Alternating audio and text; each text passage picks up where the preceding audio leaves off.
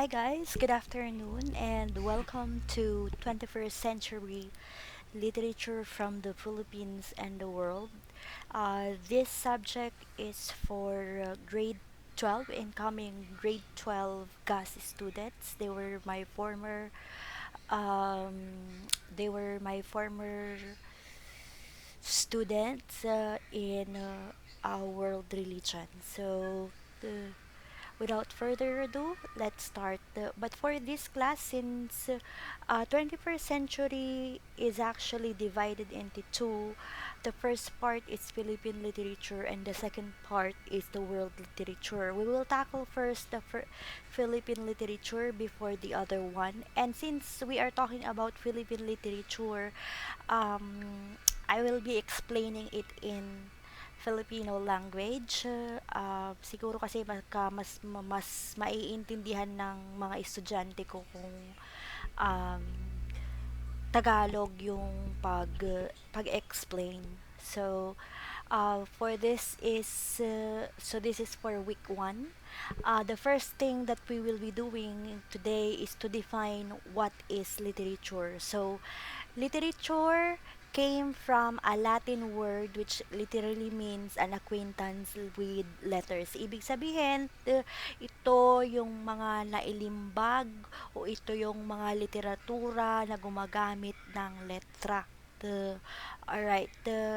Another definition is it is a body of work either written, oral, or visual containing imaginative language that realistically portrays thoughts, emotions, and experiences of the human condition. Ibig sabihin, hindi lang siya talaga um, literal na isinulat, meron ding oral at merong visual. When we say oral, it includes speaking, and visual, it includes yung ating mga mata. Okay.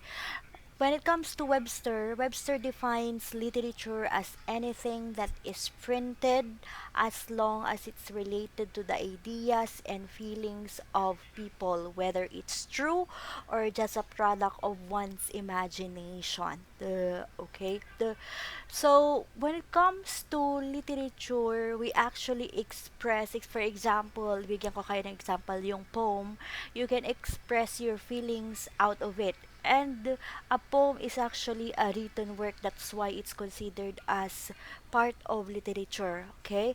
Another meaning is it's a product of particular culture that treatises man's array of values, emotions, actions, and ideas. It is therefore creation of human experience that tells about people and their world. So very good example of this one is your El Filibusterismo and your No Limitang Here kasi doon na ipakita yung mga values nating mga Filipino, kung ano yung mga ugali nating mga Pilipino nung unang panahon. So basically that's the meaning of literature in a nutshell. So pupunta naman tayo ngayon doon sa importance of literature. Bakit kailangan na pag-aralan ang literature at bakit kailangan na as time goes by, okay, nagiging timeless yung ibang literature. So the first one is studying literature is like looking at the mirror of life where man's experiences, your innermost feelings and thoughts are reflected. Okay. Nagbigay ako ng example kanina yung El Filibusterismo at saka yung No Limitang Here. So, nung sinulat ni Rizal nung ang ating pambansang bayani na si Dr. Jose Rizal, yung El Filibusterismo o yung dalawang nobela na yun yung mga panahon na kung kailan ang mga Pilipino ay naistang mag-aklas because we were actually not studying, we were actually colonized for 333 years. Napakahabang panahon ng pag sakop ng mga Espanyol sa atin. Kaya, nung panahon na yon na nakulong si Jose Rizal dahil um, kailangan niyang ilabas yung kanyang feelings or kanyang mga ideas para mag-aklas ang hukbong Pilipino without using yung tinatawag natin na bloodshed. Okay? Next, through literature, we learn the culture of people across time and space. So, dahil dun sa mga nailimbag na mga literatura, nalalaman natin kung ano ang kultura ng mga tao noon. For example of that is yung sa Bible, okay? 'Di ba nung unang panahon doon sa Bible is um sa part ni Jesus na hindi siya pwedeng kumain sa isang hapagkainan kasi yun yung culture ng mga Hudyo noon. Okay? So that is an example of literature.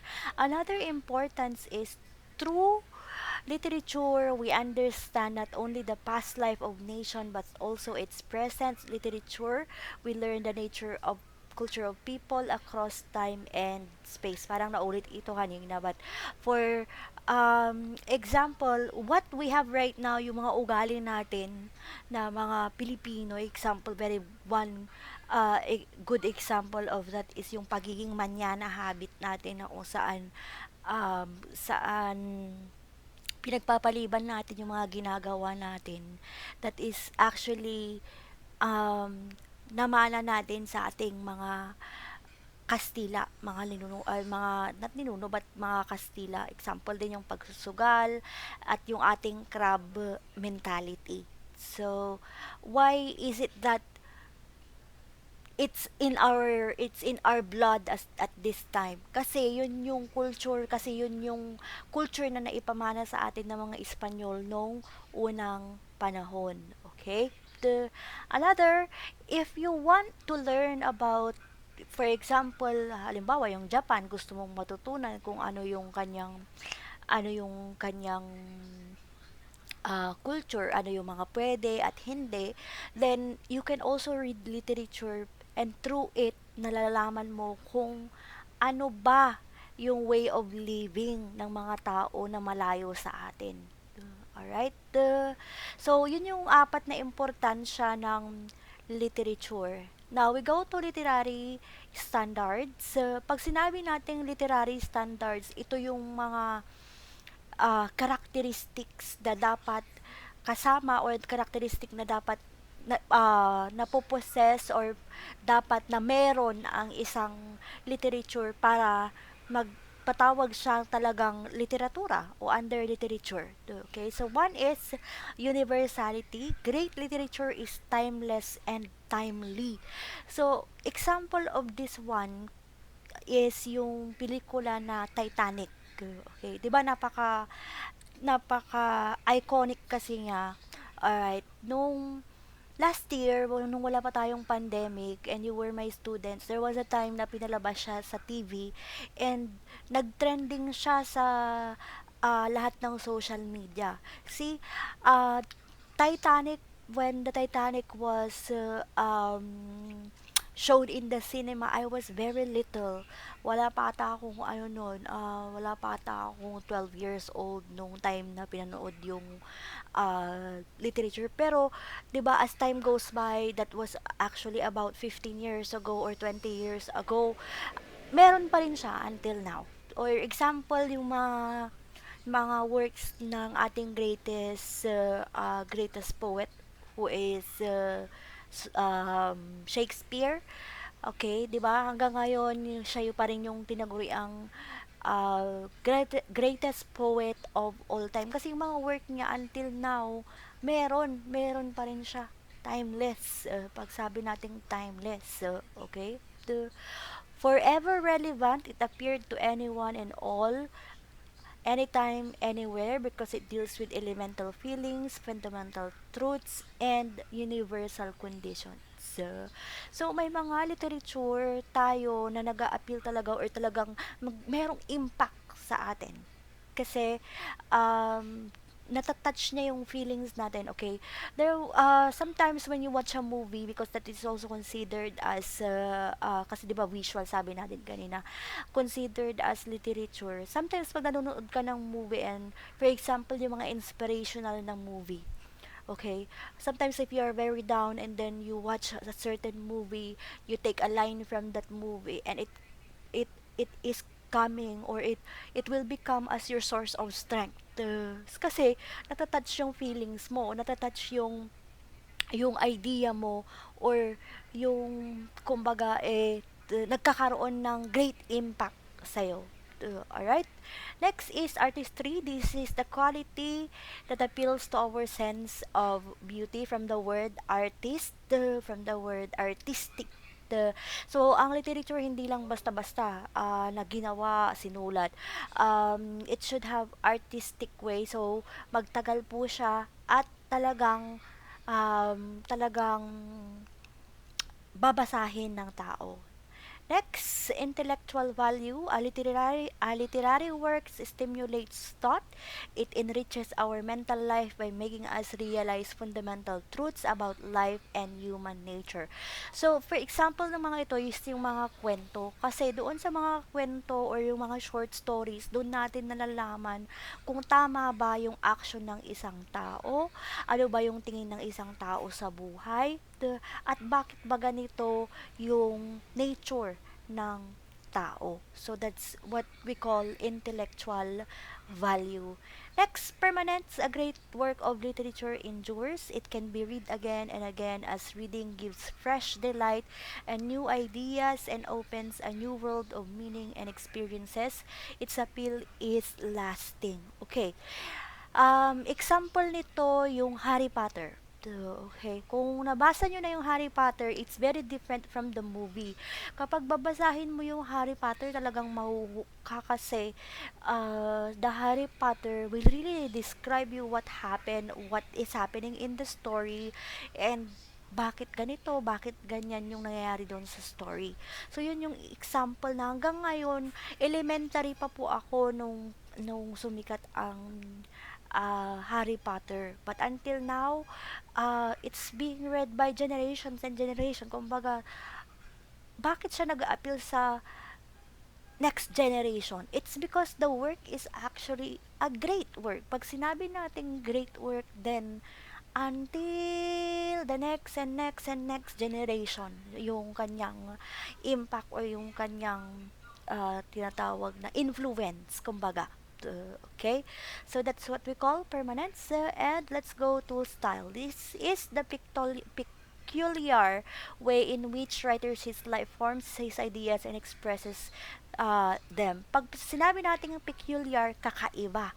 So, it's kumbaga, pag sumulat yung mga author, 'di ba, may iba-ibang style sila. Mayroong thriller, merong romance, merong sci-fi. So, depende po yun sa style ng author kung paano ba niya i-express yung kanyang kwento. Okay, so that's the style. Next one, we have spiritual value. Literature elevates the spirit by bringing out moral values which makes a better person. The capacity to inspire is part of the spiritual value of literature. Example niyan is yung kwento ng Angkalupi. Lagi na lang example yung Angkalupi, no? Because that is actually, it's teaching us that we should not judge a person or a people, or not a people, a person or somebody just because yung suot niya is not, hindi pasado sa standard mo, kumbaga. Okay, so never, the golden rule of never judge someone else, because dun sa Angkalupi, napaka lungkot nang nangyari sa bata, because the the boy died just because of wrong accusation, when Aling Nena found out that the wallet was actually at their house. Imagine if you are in that situation, that you were the cause of the death of someone dahil lang nagkamali ka ng bintang. Okay, so that is an example of spiritual values. Next, suggestiveness. This is associated with the emotional power of literature. Great literature moves us deeply and stirs our feelings and imagination, giving and evoking visions above and beyond plane of ordinary life and experiences. So more on emotions naman ito. More on how it is touching you. Okay, sometimes when you watch a movie or sometimes even when you read a Wattpad kapag yung sobrang lungkot, 'di ba nararamdaman mo yung character kasi, or when that person is so happy or when the person is in love, nararamdaman mo kasi doon yung mga emotions na yon. So, yun yung power ng literature. Kaya kanyang dahil lang sa binasa mo, dahil lang binanood mo siya, um, it brings out the emotions out of you too, okay? And now let's go to literary approaches. Yung literary approaches naman, these are being used when we study, when we are trying to study or dissect. Pag sinabi ko ang dissect, ibig sabihin, hinimay-himay mo natin, hinimay-himay mo yung ibig sabihin ng isang literature, isang story maybe yan, isang artikulo maybe yan. Okay? So first one is moral or humanistic approach. Literature is viewed to discuss man and its nature. If present it presents man as essentially rational, that is endowed with intellect and free will, or that the piece does not misinterpret the true nature of man. The approach is close to the morality of literature to question of ethical goodness or badness. So dito, pag sinabi nating moral, ibig sabihin ito yung right or wrong. Okay, so when we are looking at literary pieces, we try to check if yung action ba ng isang character tama ba, yung decision ng isang character tama ba, mali ba, may may kulang ba sa decision niya, like that. So yun yung moral or humanistic, yun lang yung pinaka ibig sabihin ng moral or humanistic approach. And then we have sociological, from the word society or from the word sociology, ibig sabihin ito yung we tackle the story, we dissect the story based on the social classes. So we have two social classes, yung rich and the poor. Pero nahahati pa kasi yung rich and the poor kasi meron tayong poor, poorest of the poorest, nasa middle class. Ganon din yung sa rich. Hindi lahat ng rich, meron yung nasa lower rich part. Second, lower rich part, richest of the richest, like that. Okay, so basically, technically, ito yung basing on our social status. Alright, the next one is cultural approach. Literature is seen as one of the manifestation and vehicles of nations or races, culture, and tradition. It includes the entire complex of what goes under culture. Example niyan is yung biyag ni Lamang. Kasi doon sa biyag ni Lamang, dinidiscuss din doon yung mga iba-ibang culture ng mga taga-taas o yung tinatawag po natin na taga ah, taga Cordillera, 'di ba? Why do they do kanyaw? Why is it that paano sila maglibing ng patay nila? Bakit sila kumakain ng itag? If you know what is itag, yun yung ah, sabi nila inuud daw na ah, karne ng baboy. So that's their tradition. So doon sa biyag ni Lamang, doon nakikita, pag ginamitan natin siya ng cultural approach, makikita natin bakit ganun yung kanilang tradition. Okay? And then next, we have psychological approach. Literature is viewed as the expression of personality, of inner drives or neurosis. It includes the psychology of the author, of the characters, and even the psychology of creation. It has resulted in an almost exhausting and exhaustive psychological analysis of characters, of symbols, of images, of recurrent themes, and others. So, doon sa psychological approach naman, kasi meron yung mga kwento na may mga symbolism po siya. Meron siyang mga ibig sabihin. Yung mga symbol na yon, may ibig sabihin sa character, may ibig sabihin sa author, or may ibig sabihin sa isang culture. So, yun yung pinaka ibig sabihin ng psychological approach kung bakit ganito ang personality ng character, bakit ganito kaya ang gusto ng author na ipalabas, ano kaya yung iniisip niya, like that. Okay? The that's it for the introduction for 21st century literature. Just the basic approaches and the what do you call this, definition. Okay, the photos that were, just a disclaimer that the photos that has been used in this presentation is not mine, or not mine. They are from the credits goes to the rightful owner. Okay, so gas 12. See you on the next slide.